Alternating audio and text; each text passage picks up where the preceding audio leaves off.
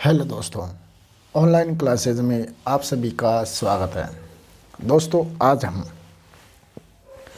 राजस्थान का प्राचीन इतिहास के बारे में अध्ययन कर रहे थे, जिसमें से हमने पिछले वीडियो में कालीबंगा सभ्यता के बारे में अध्ययन कर चुके थे।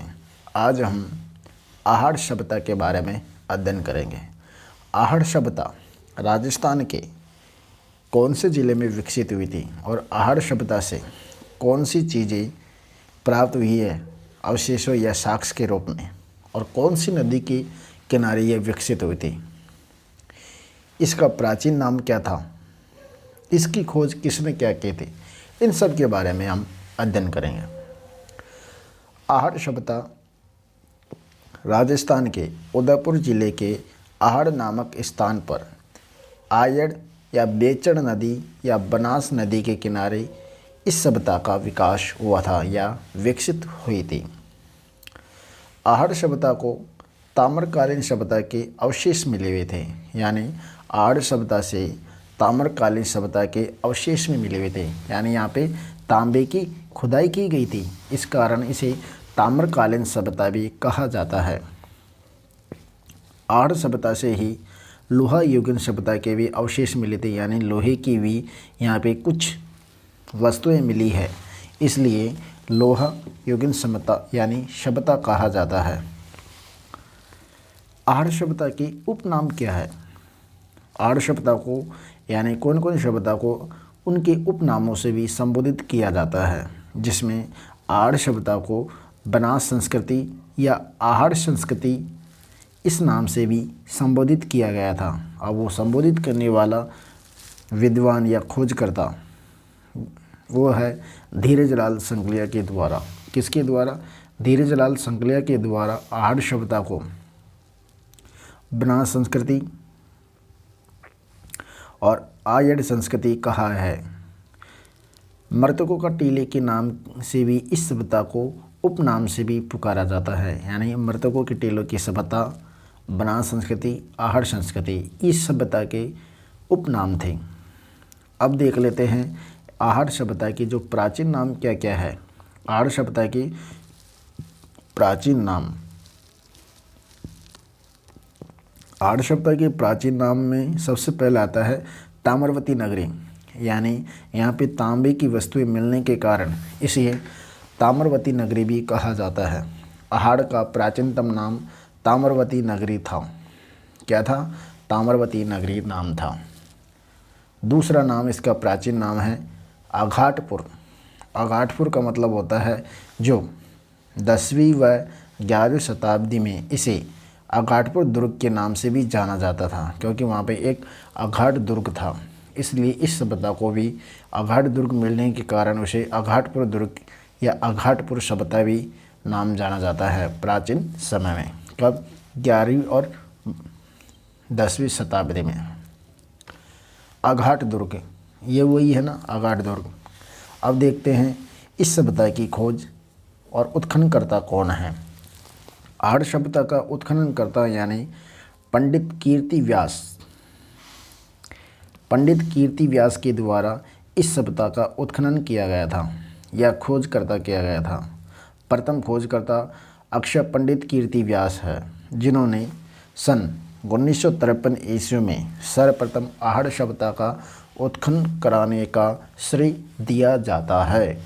यानी पंडित अक्षय कीर्ति व्यास के द्वारा सर्वप्रथम सन 1953 ईस्वी में इस सभ्यता का उत्खनन किया गया था, इसलिए इस सभ्यता को उत्खनन का श्रेय इस पंडित कीर्ति को जाता है। दूसरा उत्खनन यानी जो व्यापक रूप से आर.सी. चंद्र अग्रवाल के द्वारा किया गया था, यानी रतन चंद्र अग्रवाल के द्वारा, आर.सी. अग्रवाल के द्वारा इसका उत्खनन यानी सन 1956 में धूलकोट, यानी उस धूलकोट को रेत का टीला भी कहा जाता है, आर.सी. चंद्र अग्रवाल ने या आर.सी. अग्रवाल ने उत्खनन किया था। उस समय धूलकोट एक टीला मिला था जिसे रेत का टीला भी कहा जाता है, जो लगभग वो टीला 500 मीटर लंबा था। कितना? 500 मीटर लंबा था। वो टीला लगभग 500 मीटर लंबा था। कितना था? 500 मीटर लंबा। इसलिए उस टीले को धूलकोट का टीला या फिर रेत का टीला भी कहा जाता है। आहड़ सभ्यता का प्रमुख स्थान धूलकोट का टीला था। यानी जो आहड़ सभ्यता थी जो मुख्यतः उसका प्रमुख स्थान रेत का टीला धूलकोट उसका प्रमुख स्थान था, जिसका सर्वप्रथम व्यापक उत्खनन यानी आरसी अग्रवाल के द्वारा सन 1956 में आहड़ सभ्यता का व्यापक तौर पर व्यापक यानी बड़े स्तर पर उत्खनन आरसी अग्रवाल के द्वारा किया गया था।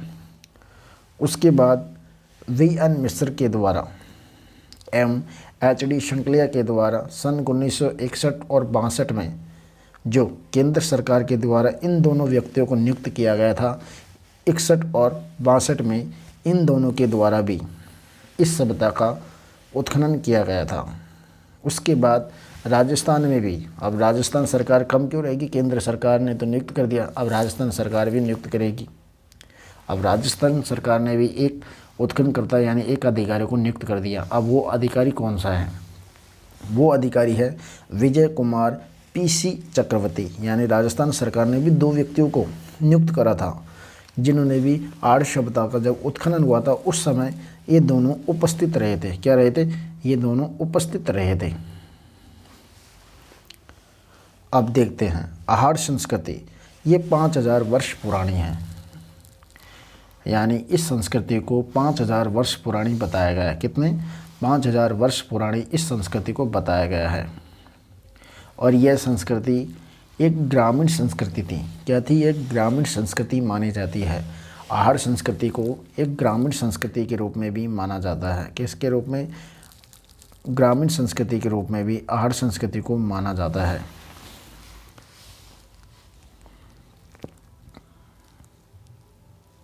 अब देखते हैं इस संस्कृति की क्या क्या विशेषताएं हैं। इस संस्कृति की पहली विशेषता तो यह है कि इस सभ्यता को 3 स्तर पर इसका उत्खनन किया था। कितने स्तर पर? 3 स्तरों पर इस सभ्यता का उत्खनन किया गया था।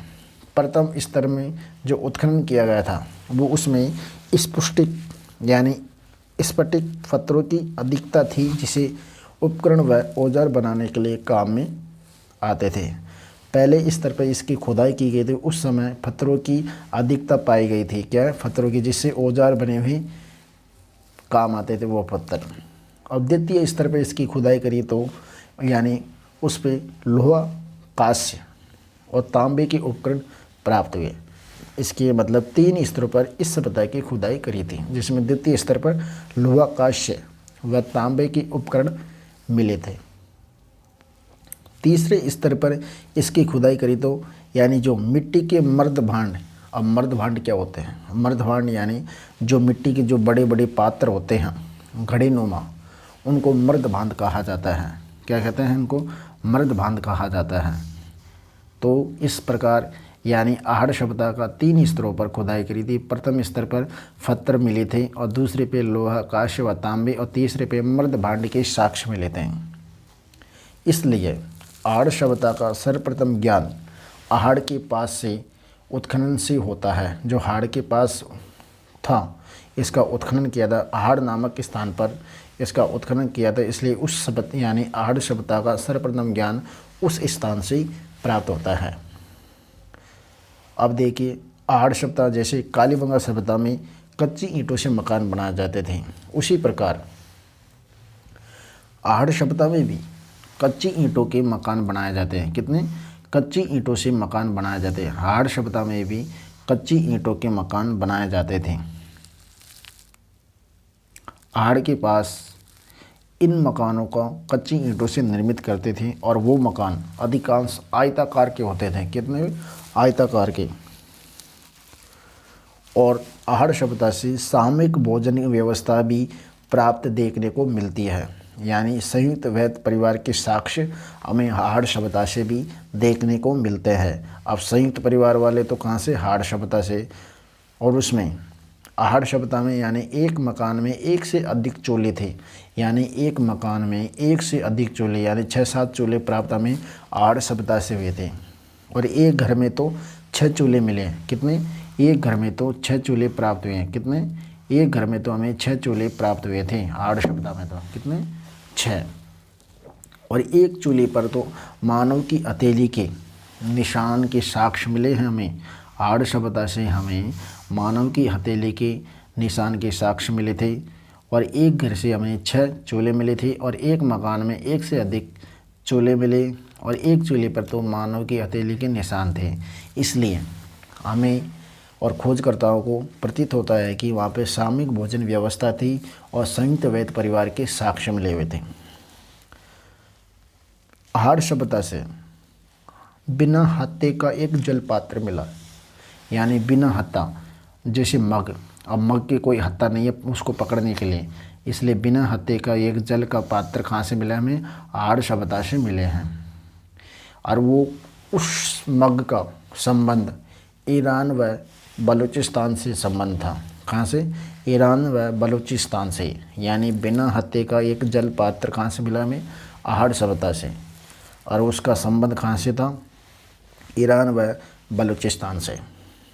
आहार की खुदाई से प्राप्त अनेक खंडित मिट्टी के बर्तन बनाने की कला के वहाँ के लोग क्या थे? परिचित थे।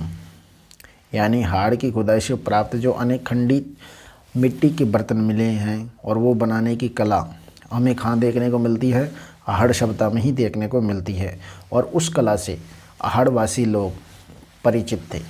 यानी क्या थे? परिचित थे।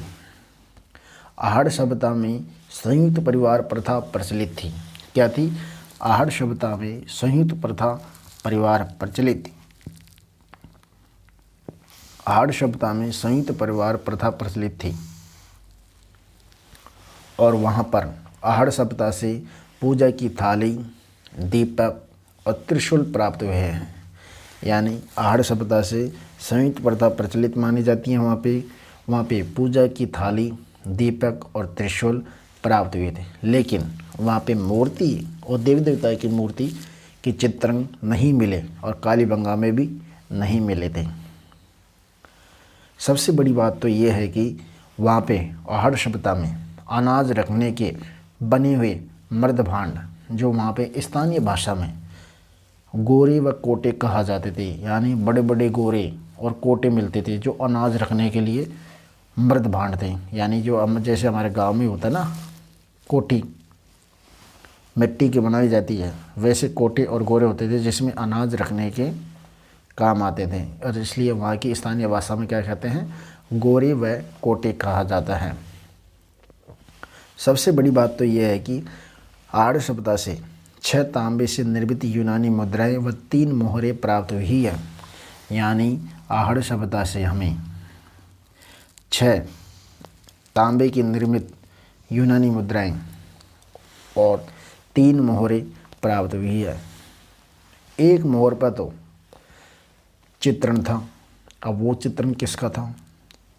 यानी यूनानी भगवान अपोलो भगवान के, जिसमें अब वो मुद्रा में एक मुद्रा की साइड में, यानी मुद्रा है एक, उसमें एक साइड तो अपोलो भगवान की फ़ोटो थी और हाथ में तीर लिया था। पीछे से वो तरकस का मतलब अब आप समझते नहीं होगे। और तरकस वो होता है यानी सिंहासन, हाथ में तीर लिया था। और दूसरी सिक्के की तरफ या मुद्रा की तरफ यानी त्रिशूल बना हुआ था, त्रिशूल। और उनके साइडों में यानी लेख लिखा हुआ था। अब वो यूनानी भाषा में लिखा हुआ था। कौन सी भाषा में? यूनानी भाषा में वो लेख लिखा हुआ था।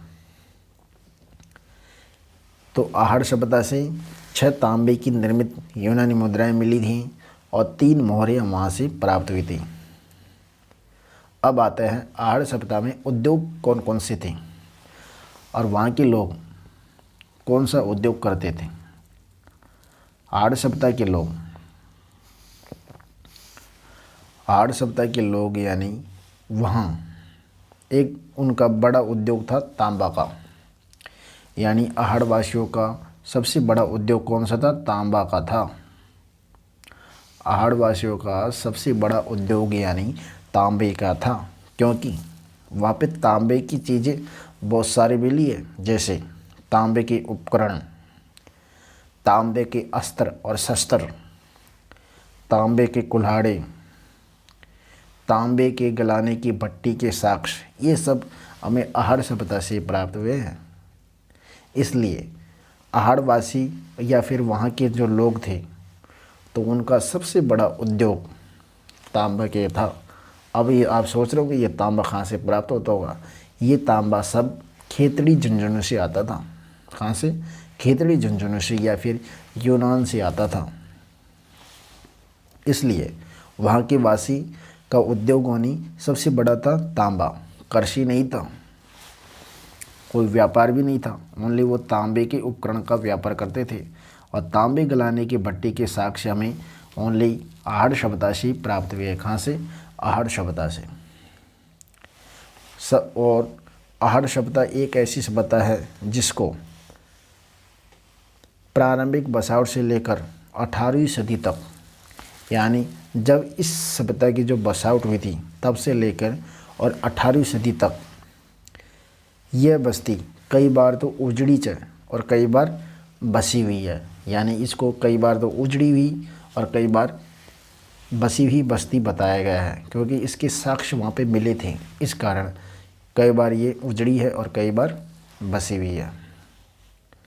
आहड़ सभ्यता से बैल की आकृति के टेराकोटा पद्धति से एक निर्मित बैल की मूर्ति प्राप्त हुई थी। इसलिए वहाँ के जो पुरातत्ववेत्ता थे उन्होंने उस बैल की आकृति वाली मूर्ति को बनासियल बुल की संज्ञा दी थी। कौन सी? बनासियल बुल की संज्ञा। और बनासियल बुल की संज्ञा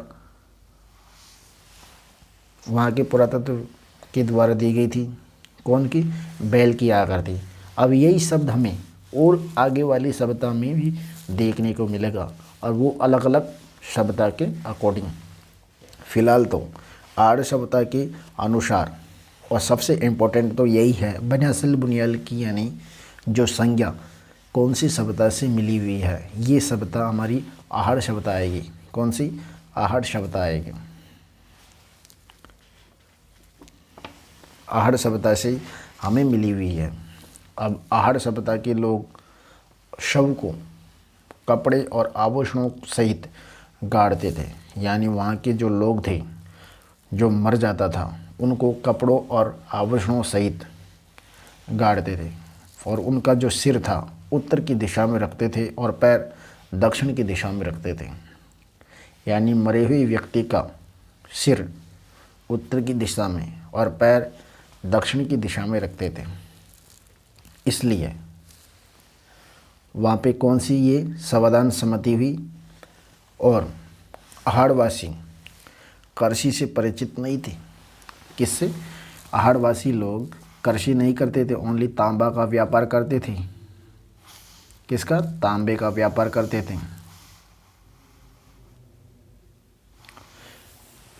आहड़वासी लोग कृषि से परिचित नहीं थे, तांबे का व्यापार करते थे। गोपीनाथ शर्मा के अनुसार आहड़वासी लोग कृषि की जगह चावल व ज्वार की साक्ष्य मिले हैं। यानी चावल और ज्वार की खेती करते थे, या फिर उनके साक्ष्य प्रमाण कहाँ से मिले हमें? गेहूँ के और जौ के प्रमाण हमें कालीबंगा से मिले हैं, लेकिन हमें आहड़ सभ्यता से ज्वार व चावल के साक्ष्य मिले हैं। यानी ज्वार व चावल के साक्ष्य हमें कहाँ से मिले हैं? आहड़ सभ्यता से मिले थे। आहड़ सभ्यता के लोग कपड़े और आभूषणों सहित यानी शव को गाड़ते थे। किसको? शव को गाड़ते थे। वहाँ पे जो बैल की आकृति की यानी टेराकोटे वाली मूर्ति मिली थी उसे बनासियल बुल भी कहा जाता है। तांबे के उपकरण, अस्त्र शस्त्र और तांबे के कुल्हाड़े और तांबे को गलाने की भट्टी के साक्ष्य हमें सिर्फ आहड़ सभ्यता से ही मिले हैं। आहड़ सभ्यता से बलवे पत्थर यानी सिलबट्टे के साक्ष्य मिले हैं। क्या मिले हैं? बलवे पत्थर के सिलबट्टे के साक्ष्य भी हमें आहड़ सभ्यता से मिले हैं। आहड़ सभ्यता से मातृ देवी व बैल की मरण मूर्ति के भी साक्ष्य मिले हैं। आहड़ सभ्यता से हमें मरण मूर्ति व बैल की मरण मूर्ति के साक्ष्य मिले हैं। आहड़ सभ्यता के लोग यानी रंगाई व छपाई से परिचित थे। किसे? यानी रंगाई व छपाई से वो परिचित थे, क्योंकि वो रंगाई और छपाई का व्यवसाय भी करते थे। इसलिए आहड़वासी लोग रंगाई व छपाई से परिचित थे। आहड़वासी लोग चक्रकूप से भी परिचित थे। चक्रकूप क्या होता है? चक्रकूप वो होता है यानी पानी सुखाने की एक वैज्ञानिक पद्धति। क्या होती है? पानी सुखाने की एक वैज्ञानिक पद्धति होती है। तो इसलिए आहड़वासी लोग एक चक्रकूप से भी परिचित थे। आहड़वासी संस्कृति की यानी आहड़ संस्कृति की व्यापकता एवं विस्तार, जो आहड़ संस्कृति होती है उसकी व्यापकता एवं विस्तार।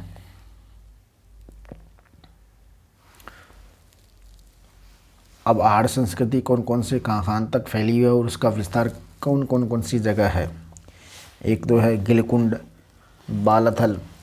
आहड़ संस्कृति का व्यापक एवं विस्तार यानी आहड़ संस्कृति गिलकुंड, बालाथल, बागोर व अन्य पुरातत्व स्थलों से आहड़ संस्कृति के प्रमाण मिले हैं। क्या मिले हैं? प्रमाण मिले हैं। आहड़ संस्कृति के प्रमाण हमें कहाँ से मिले हैं? गिलकुंड, बालाथल, बागोर और अन्य पुरातत्व स्थलों से। आहड़ सभ्यता का संबंध नवदा टोली, नागदा, एरन, कायथा तथा गुजरात के कच्छ तक जो 4000 वर्ष पुरानी सभ्यता से मिलते हैं या फिर संबंध था। तो गोपीनाथ शर्मा कहते हैं आहड़ सभ्यता का संबंध जो समृद्ध काल था वो 1900 ईसा पूर्व से 1200 ईसा पूर्व बताया गया। कितना बताया गया है? 1900 ईसा पूर्व से 1200 ईसा पूर्व गोपीनाथ शर्मा के द्वारा इस सभ्यता के काल को बताया गया है। आहड़ सभ्यता से लकड़ी की छाप की साक्ष्य मिले हैं, यानी लकड़ी छाप के। अब छाप यानी छापा खाने या रंगाई के साक्ष्य कहाँ से मिले हैं? आहड़ सभ्यता से। और ठप्पा, लकड़ी का ठप्पा भी आहड़ सभ्यता से ही मिला है, जिसे रंगाई छपाई व वहाँ पे रंगाई छपाई का केंद्र आहड़ सभ्यता में था। आहड़ सभ्यता में रंगाई छपाई का केंद्र प्रतीत होता है और मातृ देवी व बैल के मरण मूर्ति के साक्ष्य सिर्फ आहड़ सभ्यता से प्राप्त हुए हैं। गोपीनाथ शर्मा कहते हैं कि आहड़ सभ्यता के लोग कृषि से परिचित नहीं थे। वहाँ पे सिर्फ ज्वार व चावल के साक्ष्य प्रमाण मिले हैं। बलुए पत्र के सिलबट्टे भी साक्ष्य वहीं से मिले हैं। कहाँ से? आहड़ सभ्यता से। और इसका संबंध गिलकुंड, बालाथल, नागदा, गुजरात के कच्छ रण और इस सभ्यता को 4000 वर्ष पुरानी या 5000 वर्ष पुरानी सभ्यता बताई गई है। कितने? 5000। जबकि आहड़ सभ्यता के लोगों का उद्योग सबसे बड़ा तांबे का ना, वहाँ पे तांबे के उपकरण, अस्त्र शस्त्र, तांबे गलाने के भट्टियों के साक्ष्य, ये सब वहाँ से मिले हैं। और वहाँ से यूनानी मुद्राएं मिली हैं। कौन सी? कितनी? 6 मुद्राएं, 6 निर्मित यूनानी मुद्राएं मिली हैं और 3 मोहरें प्राप्त हुई है। किसकी? यूनानियों की, जिसमें एक साइड अपोलो भगवान, एक साइड त्रिशूल। और आहड़ सभ्यता का 3 स्तरों पर खुदाई करी थी। पहले स्तर पर पत्थर के औजार मिले, दूसरे स्तर पर लोहे कांस्य के और तांबे के उपकरण, तीसरे स्तर पर यानी मृद भांड यानी मिट्टी के बर्तन। और वहाँ के मकान कच्ची ईंटों के बनाए जाते थे। वहाँ पे संयुक्त प्रथा परिवार प्रचलित थी, क्योंकि वहाँ एक मकान में 6 से अधिक चूल्हे मिली थी और एक चूल्हे पर मानव की हथेली के निशान भी आहड़ सभ्यता से। और आहड़ सभ्यता में बिना हत्थे वाला जल का पात्र मिला था, जिसका ईरान व बलूचिस्तान से संबंध माना जाता है। कहाँ से? ईरान व बलूचिस्तान का संबंध माना जाता है। आहड़ सभ्यता का संबंध धूलकोट के टीले से है। और वो धूलकोट यानी लगभग 500 मीटर लंबा था, जिसकी खोज 1956 में आर.सी. अग्रवाल के द्वारा की गई थी। किसके द्वारा? आर.सी. अग्रवाल के द्वारा की गई थी। तो इस प्रकार ये थी हमारी आहड़ सभ्यता। अब मिलेंगे हम अगली वीडियो में अगली सभ्यता के साथ। और दोस्तों, आपको हमारा चैनल अच्छा लगा और यह वीडियो अच्छा लगा तो शेयर और सब्सक्राइब ज़रूर करना। नमस्कार।